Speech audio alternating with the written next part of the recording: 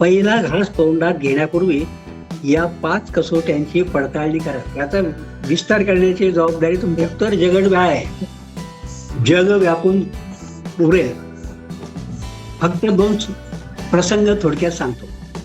आणि त्या दिवसापासून सूर्यनमस्कार साधना पुसून टाकण्याचे पद्धतशीरपणे प्रयत्न आजही सुरू आहेत. वेद काळापासून सूर्यनमस्कार आमच्या रक्तात आहे. प्रत्येक भारतीय पुन्हा पुन्हा अनेक वेळा सूर्यनमस्कार घालण्याचा प्रयत्न करतात. पण प्राण सामर्थ्य वाढवण्यासाठी प्रयत्न करायचे विसरतात. बऱ्याच चुका आहेत, बऱ्याच गैरसमजुती आहेत आणि त्यामुळे सूर्यनमस्कार खंडित होण्याचा. तर सराव करताना साधकांनी सगळ्यात जास्ती केलेल्या चुका कोणत्या असतात आणि त्या बदलत्या कशा येतील, त्या सुधारता कशा येतील? हा, बऱ्याच चुका आहेत, बऱ्याच गैरसमजुती आहेत आणि त्यामुळे सूर्यनमस्कार खंडित होण्याचा संभव असतो. प्रश्न आहे, सायंकाळी सूर्यनमस्कार घातले तर चालतील का? चालेल. 6 तास अगोदर खाण्यासाठी तोंड उघडले नाही तरच चालेल. मध्ये पाणी किती घेतले तरी चालेल. सूर्यनमस्कार घालताना मंत्रोच्चारातून प्राणतत्व आणि आसन कृतीतून पेशींची लवचिकता ही वाढते. सकाळी पोट चांगले साफ होणे हा त्याचा दृश्य परिणाम आहे. पोट साफ होत नसेल तर सूर्यनमस्कार घालू नका. त्याला कारण आहे, पोटातला मळ जो आहे तो पेशीमध्ये शोषला जातो. त्यांची ताकद इतकी वाढते, जी तुम्ही 10% घेतात ती नुसती 2% आणि 3% जरी वाढली तरी देखील भरमसाठ तुम्हाला फायदा होतो. पण मळामधले जे अनावश्यक भाग आहे तेही शरीरात शोषले जाते आणि मग तुमचा सूर्यनमस्कार जो आहे तो फायद्याचा न ठरता तोट्याचा ठरतो. मग घालूच नका. मग आठवड्यातून 2 दिवस सौम्य रेचक घ्या, बुधवार शनिवार. एखादा आठवडा तसाच थांबा. मग हा प्रकार बुधवार शनिवार चालू ठेवा आणि मग सूर्यनमस्कार घाला. पुढचा बऱ्याच वेळेला अनुभव येतो की खूप घाम येतो मुंबई वगैरे. सूर्यनमस्कार घालताना फॅन किंवा एसी चालेल का? कशी चालेल बघा. सूर्यनमस्कार शरीरातील प्राण ऊर्जा वाढवण्यासाठी केलेली साधना आहे. एकच महत्वाचं कारण एवढंच लक्षात ठेवलं तरी देखील पुष्कळ झालं की शरीरातला प्राण, शरीरातला शेष प्राण वाढवण्यासाठी सूर्यनमस्कार परम पवित्र असं साधन आहे. प्राणतत्व ऊब, उष्णता शक्तीचे प्रतीक आहे. कोंबडी आंबे उबवते, त्यातून जीव जन्माला येतो. ओले मठ जे आहे ते कापडात बांधा, त्याला कोंब फुटतात. शरीरातील ऊब जीव निर्माण करते आणि थंड पडणे हा निर्वाणीचा संदेश असतो. म्हणूनच उन्हाळ्यात उघड्यावर सूर्यनमस्कार घातले तर चालतील, अन्यथा मनाने शरीरात उतरण्याची क्रिया यशस्वी करता येणार नाही. आणखी पुढचे बऱ्याच वेळेला विचारले जातात, सूर्याचे एकच नाव पुन्हा पुन्हा उच्चार करून सूर्यनमस्कार घातले तर चालतील का? नाही चालणार. लगेच उत्तर नाही चालणार. सूर्यनमस्कार साधना शरीरातील वैश्विक प्राण सामर्थ्य वाढवणारी आहे. योग्य पद्धतीने सूर्यनमस्काराचा उच्चार केल्याने त्याला चालना मिळते. त्याचा उच्चार दीर्घ श्वास घेऊन उच्च स्वरात मोठ्याने करायचा असतो. मंत्र उच्चाराचे 4 आयाम आहेत. एक आहे ओम. ओम मित्राय नमः. दुसरा जो आहे तो मित्राय. तिसरा जो आहे तो नम. आणि विसर्गाचा हा उच्चार जो आहे तो विसर्गाचा तो स्वतंत्र आयाम आहे. तो एखाद्या वेळेला अगोदर पण येतो किंवा नंतर पण येतो. प्रत्येक मंत्रोच्चार दीर्घ आणि मुक्त असावा. आवाज चोरून घेतलेला नसावा. मंत्राच्या गर्भितार्थाचे भान ठेवावे. नाभीवर निर्माण झालेल्या स्पंदनाची अनुभूती घ्यावी. उच्चार करताना तुमची आर्तता, आगतिकता आणि पराकोटीचा विश्वास व्यक्त व्हावा अशी अपेक्षा आहे. आणि म्हणून मंत्रोच्चाराविना सूर्यनमस्कार शास्त्राला मान्य नाही.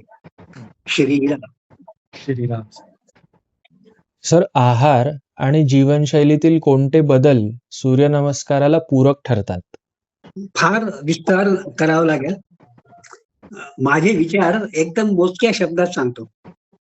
याचा विस्तार करण्याची जबाबदारी तुमच्या. आहार घेताना शिजवलेले, घरचे, ताजे, गरम आणि शाकाहारी अन्न घ्यावे. पहिला घास तोंडात घेण्यापूर्वी या 5 कसोट्यांची पडताळणी करावी.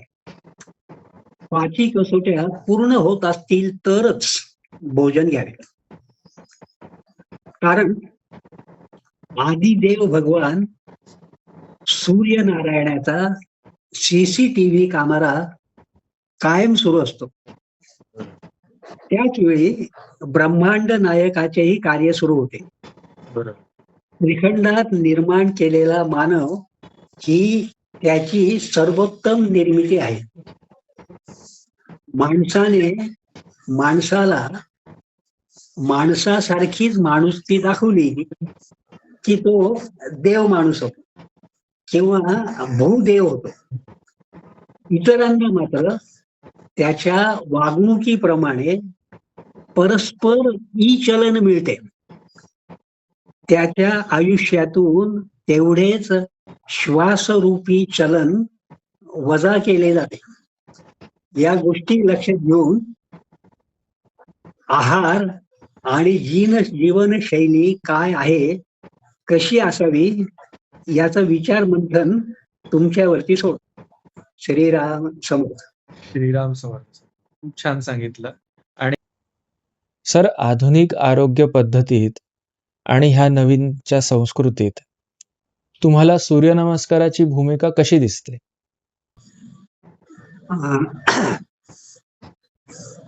उत्तर जगड जग व्यापून उरेल. फक्त 2 प्रसंग थोडक्यात सांगतो, त्याच्यातून बोध होण्याची शक्यता आहे. सकाळची वेळ होती, कडी वाजली, उठलो, दार उघडले. समोर शहरातील प्रख्यात आयुर्वेद तज्ञ, फार पूर्वीचा आलेला अनुभव या, पण म्हणतात 15 मिनिटात संपूर्ण आरोग्याची हमी दररोज. हे पेशंटकडे वाचलं तुम्ही दिलेल्या सर्टिफिकेटवर आणि तुमच्याकडे आलो. मी तुमचे फक्त 5 मिनिटे घेतो. समविचारी असल्याने गप्पा चांगल्याच रंगल्या. माझा प्रश्न, सर्वांनी सूर्यनमस्कार घालायला सुरुवात केली तर रुग्ण संख्येवर किती परिणाम होईल? त्यांचं उत्तर 60% पेक्षा जास्त. आगे थांबून विचार करून सांगितलं. पण हा पण फार महत्वाचा आहे. मी स्वतः प्रत्येक रुग्णाच्या घरी सकाळी गेलो आणि दार वाजवून उठा उठा सूर्यनमस्कार घालायची वेळ झाली असं सांगितलं तरी कोणीही सूर्यनमस्कार घालणार नाही, हा माझा अनुभव आहे. दुसरा अनुभव सांगतो. साल आहे 1932. कराडला चांदणी चौकात मसूरकर मठाच्या पुढाकाराने, समर्थांचाच मठ होता, महिला सूर्यनमस्कार साधकांनी 1200 सूर्यनमस्कार घालण्याचे प्रात्यक्षिक आयोजित केले होते. त्यावेळेला सुभाषचंद्र बोस महाराष्ट्रात होते. ते या कार्यक्रमाला मुद्दाम उपस्थित होते. या कार्यक्रमाने ते प्रभावित झाले. हा उपक्रम प्रत्येकाने स्वीकारला तर भारताचे स्वातंत्र्य दूर नाही, असा उल्लेख त्यांनी 2-4 वेळा केला. परकीय शासनाला ही धोक्याची सूचना लक्षात आली. त्यांनी मसूलकर मठाची सर्व मालमत्ता जप्त केली आणि त्या दिवसापासून सूर्यनमस्कार साधना पुसून टाकण्याचे पद्धतशीरपणे प्रयत्न आजही सुरू आहेत. मोबाईल विद्यापीठाने जाहीर केले की मूल होत नाही, ठीक आहे, तर हा व्यायाम करा म्हणजे मूल होईल. हो का? मुलगाच हवाय का? तर मग हा त्याच्यामध्ये ऍड करा व्यायाम प्रकार, मुलगा नक्की होईल. मूलोपासनेचे तुकडे तुकडे करून शरीराचे आरोग्य शाबूत ठेवण्याचा मक्ता या मोबाईलने घेतलाय. शरीराची वाढ मात्र, वाढ म्हणा ऱ्हास म्हणा, एकत्र आणि एकदम होते. आयात चौथा मुलगा तर सर्व मांसपेशी वेदनेने विव्हाळतात. वेद काळापासून सूर्यनमस्कार आमच्या रक्तात आहे. प्रत्येक भारतीय पुन्हा पुन्हा अनेक वेळा सूर्यनमस्कार घालण्याचा प्रयत्न करतात, पण प्राण सामर्थ्य वाढवण्यासाठी प्रयत्न करायचे विसरतात. मन बुद्धीला स्वतंत्रपणे ही उणीव भरून काढताच येत नाही आणि म्हणूनच सूर्यनमस्कार साधना केल्याशिवाय आमच्या अनेक पिढ्या पुढे सरकत आहेत. हे थांबवण्यासाठी प्राणौषधाच्या पथ्याकडे लक्ष देणे उपयुक्त ठरेल.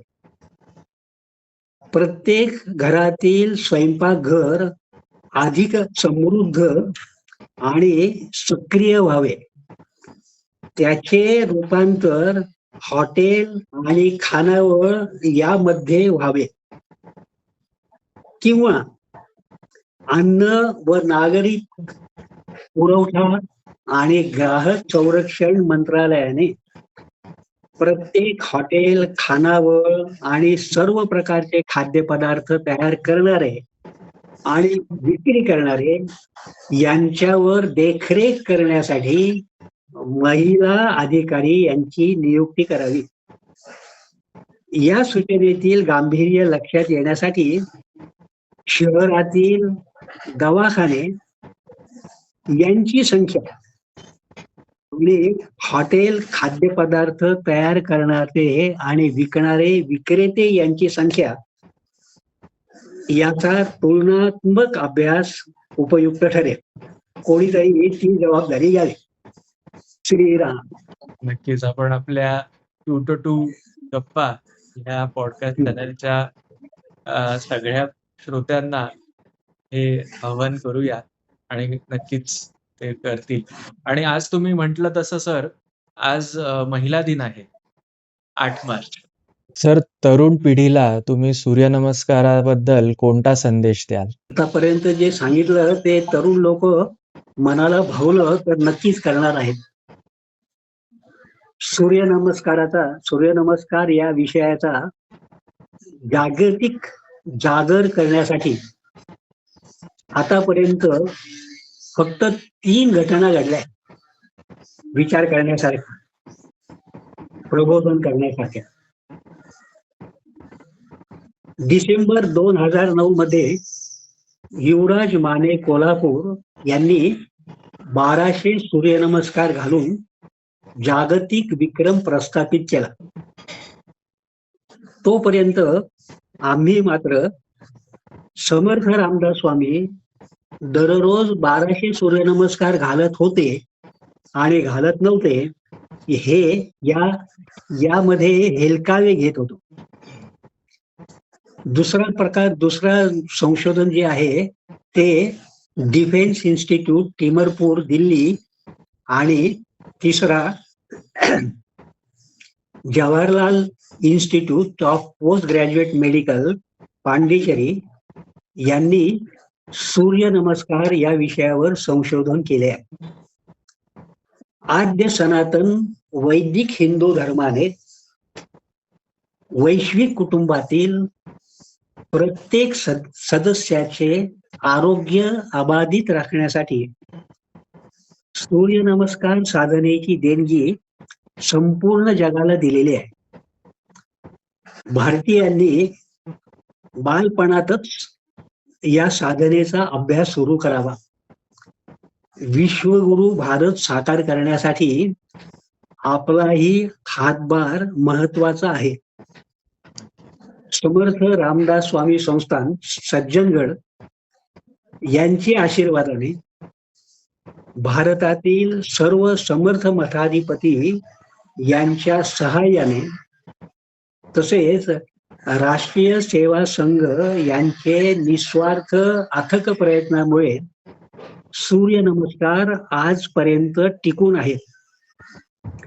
त्यांच्या प्रती कृतज्ञता व्यक्त करतो. त्यांना सर्व भावे साष्टांग नमस्कार घालतो.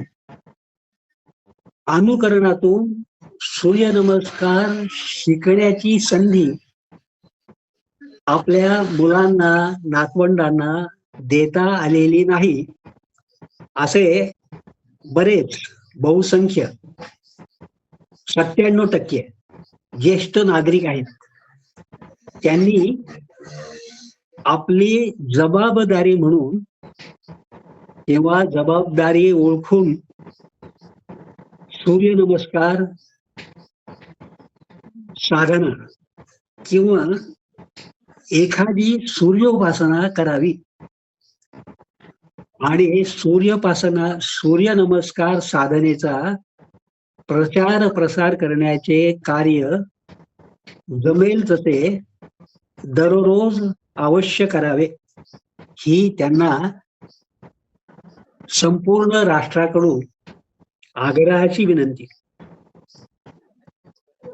सूर्यासी करावे नमस्कार, देवासी करावा नमस्कार, सद्गुरुसी करावा नमस्कार, साष्टांग व्हावे श्रीराम. जय जय रघुवीर समर्थ श्रीराम. श्रीराम. छान सर. गुरूंना मनपूर्वक धन्यवाद. आणि श्रोत्यांनो, तुमच्या साथीने हा प्रवास अधिक अर्थपूर्ण झाला. श्री खर्डेकर सरांनी सूर्यनमस्कारावर अतिशय अमूल्य लेखन केलेले आहे. हे संपूर्ण लेखन त्यांनी मोफत डाउनलोडसाठी विकिमीडिया कॉम्स ह्यावर उपलब्ध करून दिलेले आहे. त्याची लिंक मी या भागाच्या वर्णनात, डिस्क्रिप्शन मध्ये आणि पिन कॉमेंट मध्ये दिलेली आहे. तसेच त्यांचा YouTube चॅनलही आहे, तोही इथे मी जोडतो आहे. नक्की लाभ घ्या. मनपूर्वक धन्यवाद. जय जय रघुवीर समर्थ.